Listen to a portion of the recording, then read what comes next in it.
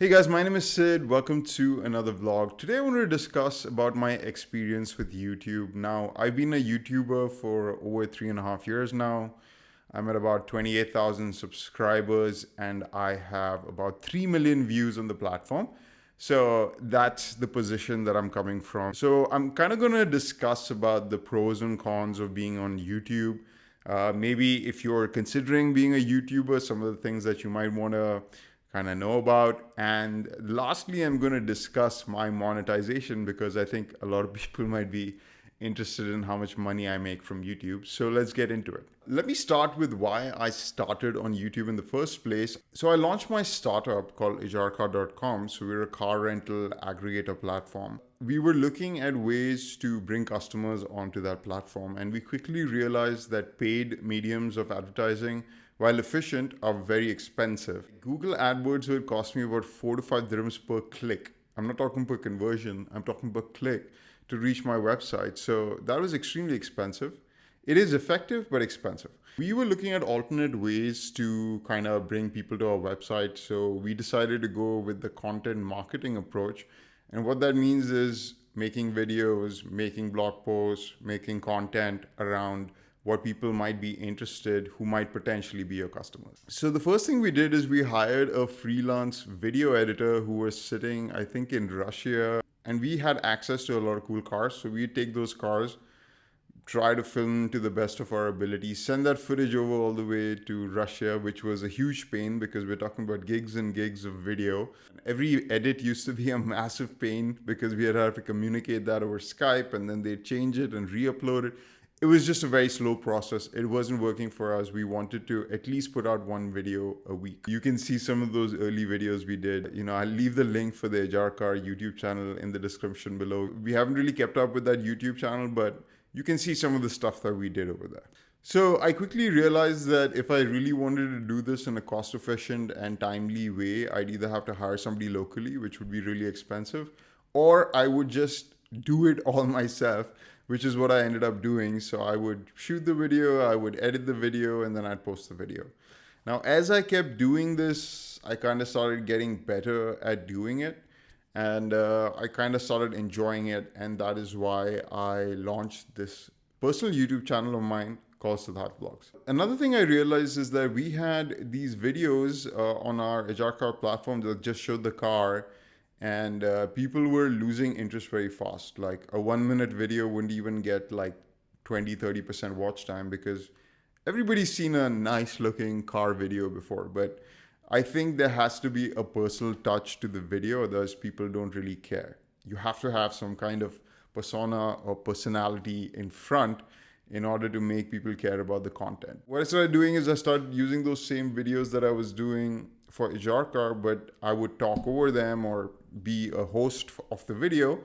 And those started performing a lot better. We'd get thousands of views on those videos as opposed to hundreds of views. This YouTube channel overall has been very effective in driving traffic towards ijarcar.com. We get about 3,000 to 4,000 visits from YouTube almost every month, just because I've had so many videos now over my lifespan of making YouTube content that people inevitably discover it and they might just be curious about what I do and they click on the link. Now, this doesn't necessarily generate revenue for us because a lot of people might not, they might just be curious and they're not going to rent a car. But it does give Google a signal that there's traffic going to this site. It helps us rank for SEO. And you never know, somebody might recommend a friend to check out ijarcar.com if they're visiting Dubai. So that was why I kind of started YouTube in the first place. Now, let's talk about the second thing, which is how much work is involved in being a YouTuber. Now, I would say the return on your investment in terms of number of hours that you probably have to work to be a successful YouTube channel versus how much you make is very disproportionate, curve. So you have to put a lot of work at the beginning. And then as you grow in terms of subscribers and views and stuff, you eventually reach a point where, the effort meets the income. I still haven't reached that point as yet. and after that it's good. Like you put in a little bit of work and you make a lot of money, and that money keeps getting generated over time. So it is kind of like a way of making passive income. So one thing that's really important about YouTube is consistency. YouTube will always push people who are consistent on the platform. It's very rare that you'll see that somebody just does one or two videos and then one of those videos goes viral. There is that chance, but most probably that person's been producing content for a while. And there's a couple of things that consistency helps you with. First of all, you will get better and better at making videos the more videos you make. I know it sounds kind of obvious, but if you look at the first video that I put out on this channel, I think I've spoken 3 sentences in that whole video. And it was a video about being in the Maldives. It was very beautiful setting, and I think I got some nice shots. But overall, like, there was no hook to keep you, kind of entertained throughout the whole video. What I've realized is the more you talk, the more interested people will be to kind of continue listening to you. So if you look at that first video that I did, or one of the first tech videos that I did, I'll show you a little clip over here. I did a review of my first drone that I bought. You see that compared to my new tech videos, there's been a huge progress from that time. And that's mostly due to practice. When you shoot your first couple of videos, you don't know your settings, you don't know how to speak to camera. Audio quality is probably going to be bad. As you keep experimenting with different kinds of videos, you will start improving your quality, your sound quality, your video quality, your editing style, everything will get better. So if nothing else, my YouTube career has really taught me how to edit and shoot videos quickly, produce content fast and efficiently. That's a really good skill actually to have in today's modern content-centric world, where you have to keep putting out content to be relevant as a brand or in terms of marketing. So it's a good skill to have. As you keep producing more videos, you'll probably be investing into gear. Now, I've done a couple of different videos about gear, about camera gear, sound gear, things like that. And you don't really need it to produce good YouTube videos or be successful on YouTube. You could use your phone and have a pretty good experience, but you will start comparing yourself to other YouTubers that you like on the platform. And eventually you will feel like, why isn't the quality of my content as good as their quality? And then you start doing some research and you fall into this rabbit hole of trying to better your gear. Now, your gear definitely matters when it comes to the quality of your production. If I didn't have this nice mic and this nice camera and this nice lens, this video would just not be as appealing. Gear does matter, and it will take you a little bit of investment. And I've got this gear over time. It wasn't like I went out and bought it in one day. In fact, I would suggest that you start on your phone, see if you enjoy it. And if you really start enjoying it, then start investing into gear. And for YouTube, you don't really need super expensive gear, but I would say if you really want a good package, expect to spend at least $1,000 for a decent camera, a decent mic, and some of the equipment that you might need to produce this content. The other thing that you might need is a pretty powerful computer, because video editing is pretty resource intensive. You need a fast processor, you need a good graphics card. I personally use a Mac with Final Cut Pro. If you're a Mac user, you're pretty lucky because you have iMovie inbuilt into the platform. It's pretty efficient. You can even run it on a MacBook Air. But as you progress in your quality, if you start deciding to go 4K and stuff, you might have to upgrade your computer to something that is pretty expensive. If you want a good camera and a decent mic to get started on YouTube, I would recommend checking out the Canon M50 or the Sony A6400. That's what I use.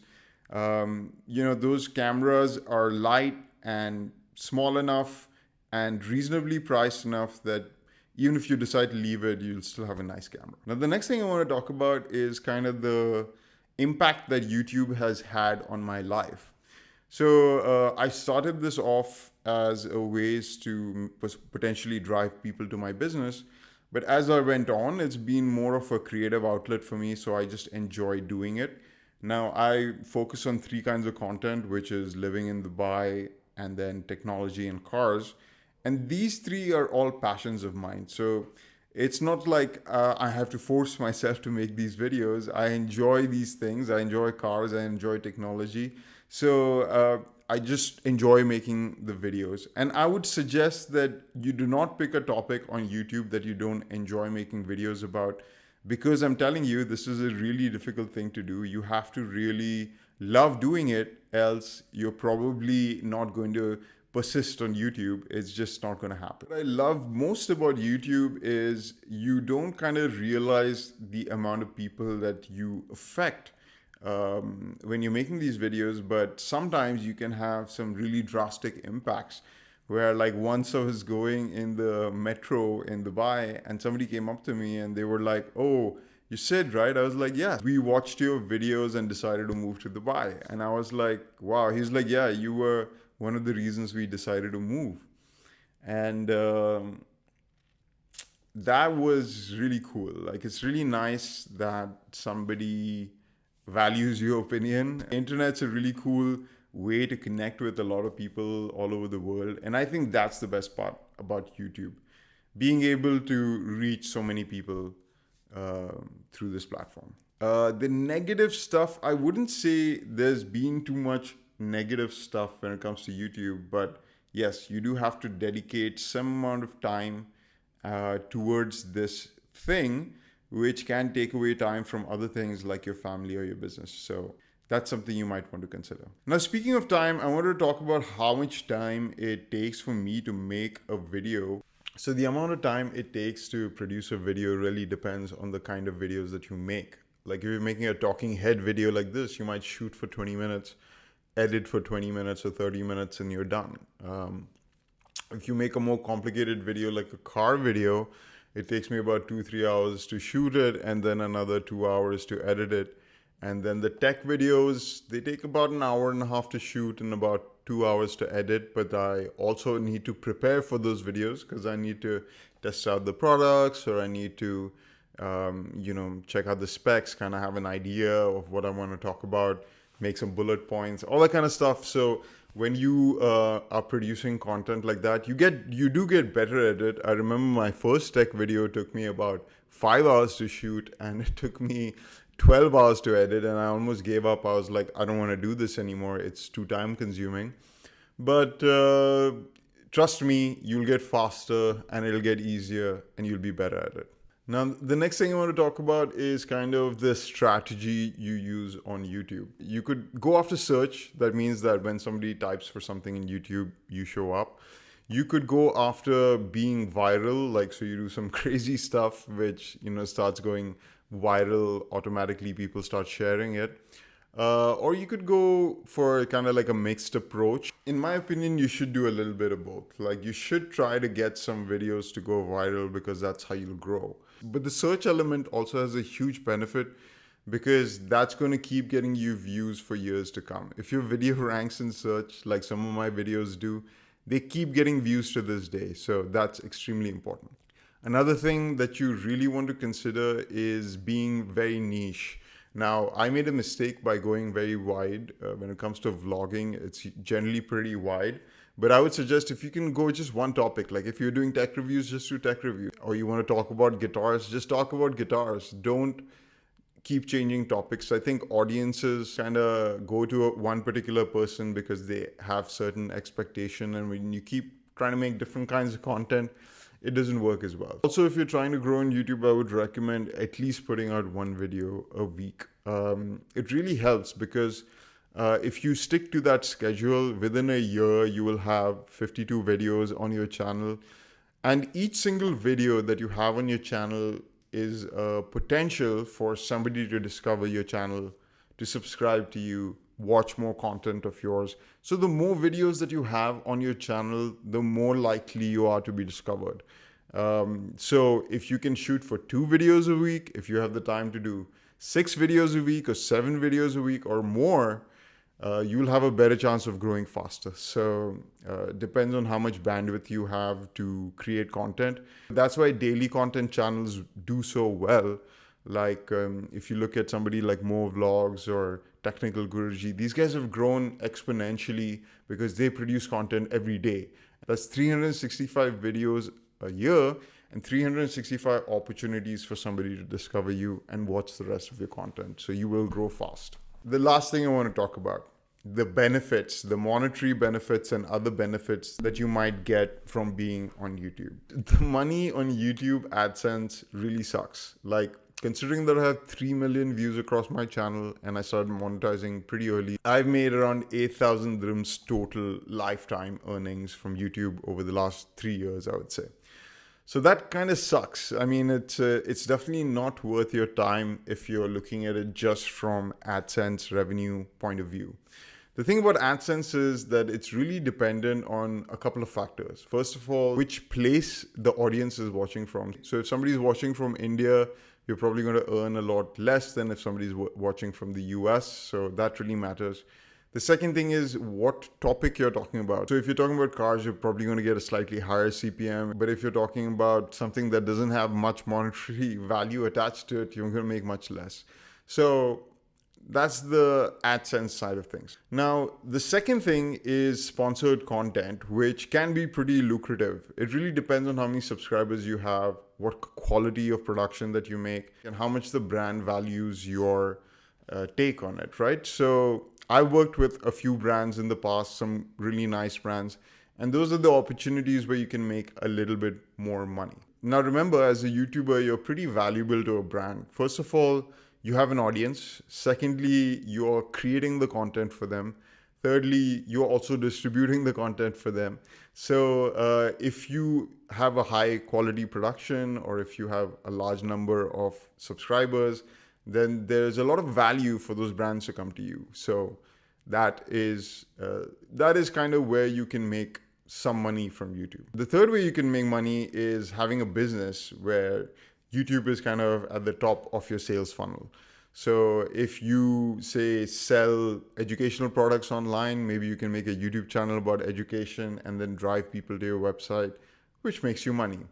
So I've kind of experimented with all three monetization options. AdSense is the worst. Sponsored content is good, but it's not fixed. Like it works sometimes, it doesn't work sometimes. It really depends if the brand sees value in your channel or not. And the third way, the business side of things, as I said, ijarka.com was being driven a lot of traffic from the YouTube channel. It wasn't converting a lot, but as I said, it helps in SEO, brand awareness, those kind of things. In all honesty, my total lifetime earnings on YouTube has not probably exceeded 50,000 dirhams, which is roughly, $15,000 or something like that. Now, the thing is, there's a lot of potential for scale, right? I'm at about 25,000 subscribers, but if I was, say, at 250,000 subscribers, all those numbers would 10x. So that's where you kind of really start making the money. I do see potential in, having a future on YouTube and having YouTube as a full-time income, but it is kind of like running a business. So I would suggest keep YouTube as a side thing for as long as possible, have another primary source of income, and then do YouTube on the side. The last thing I want to talk about when it comes to monetization is the intangible things that you get from being a YouTuber. So it's not only about the money that you earn, but sometimes it's about those experiences, right? Being a YouTuber has provided me some of the best experiences of my life. I get some of the coolest products early to test out, and being the tech head that I am, that's like a dream come true for me. I've got to go on some of the most amazing experiences free of charge. I've got to meet some of the coolest people who I look up to on YouTube, collaborate with them, and get to hang out with them. So, those are the things that really keeps me glued to YouTube. Like, that's the reason why I keep making videos. It's just so much fun to, meet other creative people, get these amazing experiences, get products early from brands. Those kind of things aren't really tangible things that you can equate to, income, but it's definitely a big factor of why I do YouTube. One hard thing about being on YouTube is the amount of creative energy that it requires. I mean, if you're producing a video every week like I do, coming up with the concept for the video, thinking about it, shooting it, editing it, having a story behind it, having it mean something more than just being a product review has to be the core of it. Like there has to be some kind of story basis at the base of it. It can't just be it has to be something cool and creative, otherwise people aren't going to watch it. There's so many options for content out there for people to watch. So that process is a lot of fun as well as quite exhausting at times, because you have to continuously be creative and have that passion. Otherwise, you won't do it. I don't really look at YouTube as a monetization thing. For me, it's a fun thing. It's just a way of reaching out to people, communicating. I love the craft of it, the editing, the shooting, improving those skills. I just enjoy it. And if you enjoy those kind of things, there's no better place to be than YouTube. Anyway, guys, that's it for this video. If you guys have any questions about YouTube in the comments, let me know. I'll try to answer as many of them as possible. And if you like this video, hit that like button, leave me a comment, subscribe to watch more videos like this, and I will see you guys in the next one. Bye.